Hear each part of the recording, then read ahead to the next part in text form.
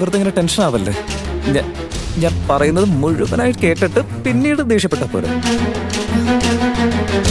അത് പിന്നെ ഭർത്താവില്ലാതെ ഒരു പെൺകുട്ടിയെ വളർത്തി തനിച്ച് ജീവിക്കല്ലേ എന്ന് കരുതി അവക്കൊരു ജീവിതം കൊടുക്കാൻ ഞാൻ തയ്യാറായതാ മാഡം. പക്ഷെ ഒരാവശ്യമില്ലാതെ എന്നോട് ദേഷ്യപ്പെട്ടു മാഡം.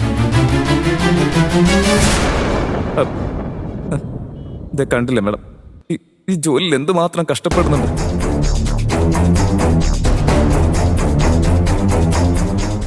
അവളെന്നെ കല്യാണം കഴിക്കാൻ റെഡിയായ അവളെ ഞാൻ എന്റെ വീട്ടിൽ റാണിയെ പോലെ നോക്കില്ലേ.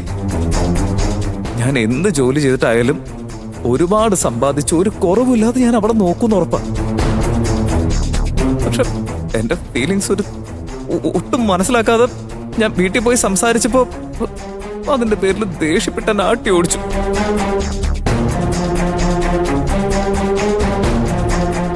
ശരി, ഇന്ന് കടയിൽ കുറച്ച് നേരത്തെ വരാൻ പറഞ്ഞ് ഇവിടെ വെച്ച് മനസ്സിലെ എല്ലാ കാര്യങ്ങളും തുറന്നു പറയാന്ന് വിചാരിച്ചപ്പോ അപ്പോഴും ദേഷ്യപ്പെടാ മാഡം. ബീച്ച് പറഞ്ഞതൊക്കെ പോട്ടെ വെക്കാം, ഞങ്ങൾ സംസാരിച്ചതൊക്കെ അവളുടെ അമ്മ ഒളിഞ്ഞു നിന്ന് കേട്ടിട്ട് അവരും എന്നോട് ദേഷ്യപ്പെടാ മാഡം. എനിക്കൊക്കെ പ്രാന്ത് പിടിച്ച പോലെ ആയിപ്പോയി. വിജിക്ക് ഒരു ജീവിതം കൊടുക്കാന്ന് ഞാൻ വിചാരിച്ചത് തന്നെ വലിയൊരു കാര്യമല്ലേ. എന്നിട്ടോ നമ്മൾ ചെയ്തതിനൊന്നും ഒരു വില കാണിക്കാതെ ആട്ടി ഓടിച്ചു വിടാം.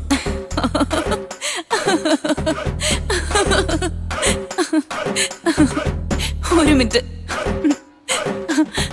മേഡം, എന്താ മേഡം ഇത്? ഞാൻ എന്റെ ഫീലിങ്സ് ഫീൽ ചെയ്ത് പറഞ്ഞുകൊണ്ടിരിക്കുമ്പോ അത് കേട്ട് ചിരിച്ചുകൊണ്ടിരിക്കുകയാണോ നിങ്ങള്? ചിരിക്കാതെ വേറെ എന്ത് ചെയ്യാനാ ഞാൻ?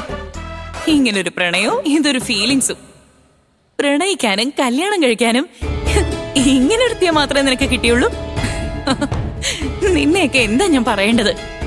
നിനക്കൊക്കെ ഇത് ആവശ്യം തന്നെയാ. പക്ഷെ നീ ഇത്രയൊക്കെ പറഞ്ഞിട്ടും ഒരു മറുപടിയും തരാതെ അവൾ വിട്ടില്ലേ, അത് തന്നെ വലിയ കാര്യ. അതാ എനിക്ക് അത്ഭുതം തോന്നിയതും. അല്ല സന്തോഷ് മാധവ, നിന്റെ തലയ്ക്ക് വല്ല ഓളം ഉണ്ടോ? ആഫ്റ്റർ ഓൾ അവളെയാണ് നീ കല്യാണം കഴിക്കാൻ പോകുന്നത്. നിനക്ക് ആ പെണ്ണിന്റെ കൂടെ ജീവിക്കാൻ കഴിയില്ല. എന്തിനാ വെറുതെ കിട്ടാത്തത് ആഗ്രഹിക്കുന്നത്? നിനക്ക് നാട്ടിലെന്താ വേറെ പെണ്ണിനെ കിട്ടില്ലേ? കിട്ടുന്നില്ല മാഡം. എന്ന് വെച്ച് ഇവിടെ പോലെ ഒരുത്തിയെ വേണമെന്നാ? എന്നാലും ഇവിടെ പോലും നിന്നെ വില വെക്കുന്നില്ല. എന്താ മാഡം? ശരി, അത് വീട്. ദേ നോക്ക്, അവളെയായിട്ട് കമ്പയർ ചെയ്യുമ്പോ നീ എത്രയോ നല്ലതാ. നീ ഇത്തിരി കറുപ്പാണേലും കാണാൻ നല്ലതല്ലേ? അതെ. നിനക്ക് കല്യാണം കഴിക്കാനായിട്ട് ഇവളെക്കാളും സുന്ദരിമാരെ വേറെ കിട്ടില്ലേ? എന്തിനാ ഇവളെ തന്നെ കല്യാണം കഴിക്കുന്നെ?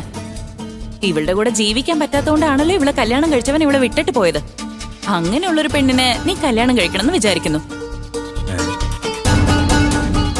ദേ നോക്ക്, അവള് ഞങ്ങളുടെ ബന്ധു ആയിരുന്നിട്ട് കൂടി ഞങ്ങൾ എന്തുകൊണ്ടാ അവളെ വെറുക്കുന്നേ? അവള് നല്ലവളല്ല, അവളാകെ തല തിരിഞ്ഞവളാ. മര്യാദയ്ക്ക് അവളെ മനസ്സിൽ നിന്ന് എടുത്തു കളഞ്ഞ് എന്റെ കൂടെ ചേർന്നിട്ട് അവളെ ഈ കടയിൽ നിന്ന് പുറത്താക്കാനുള്ള മാർഗം എന്താണെന്ന് മാത്രം ചിന്തിക്കും. അതെല്ലാം മറന്നിട്ട് അവളെ കല്യാണം കഴിക്കണം, അവൾക്ക് ജീവിതം ഉണ്ടാക്കി കൊടുക്കണം എന്നൊക്കെ വിചാരിച്ചാ നിന്റെ ജീവിതം നാറാണക്കല്ലായി പോവും. അതേ എനിക്ക് പറയാനുള്ളൂ. ദേ നോക്ക്, ഞാൻ പറയാനുള്ളതൊക്കെ പറഞ്ഞു. ഇനിയും നിനക്ക് അവളെ വേണമെന്നുണ്ടെങ്കിൽ ബാക്കി നിന്റെ ഇഷ്ടം. ഇനി അതൊന്നും ഉണ്ടാവില്ല മാഡം. ഇത്രയൊക്കെ കടന്നിട്ട് ഞാനെന്തിനാ അവളുടെ പുറകെ നടക്കുന്നത്?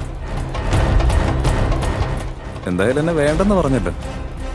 വളവളാന്ന് തിളങ്ങുന്ന കണ്ണാടി പോലെ ഇരുന്ന എന്റെ ഹൃദയമാണ് വേണ്ടെന്ന് വെച്ച. ഇപ്പോ അതവള് തകർത്തിരിക്കുക.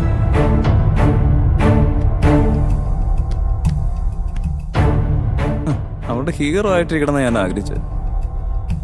പക്ഷെ അവളുടെ വില്ലനായിട്ട് അവൾ എന്നെ കാണുന്നത്.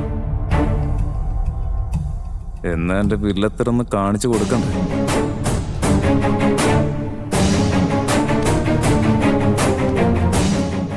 എടി വിജി, ഇനി നീ അനുഭവിക്കൂടി. സൂപ്പർ. ഇതാ നിന്നീന്ന് ഞാൻ പ്രതീക്ഷിച്ചത്. അല്ലെങ്കിൽ തന്നെ അവൾക്ക് എന്നെ ഒട്ടും സഹിക്കാൻ പറ്റുന്നില്ല. ഇപ്പോ നീയും കൂടെ ചേർന്നല്ലോ. ഇനി എത്രയും പെട്ടെന്ന് അവൾ ഇവിടുത്തെ ജോലി ഇട്ടിട്ട് പോകുന്നത് നീ കണ്ടോ?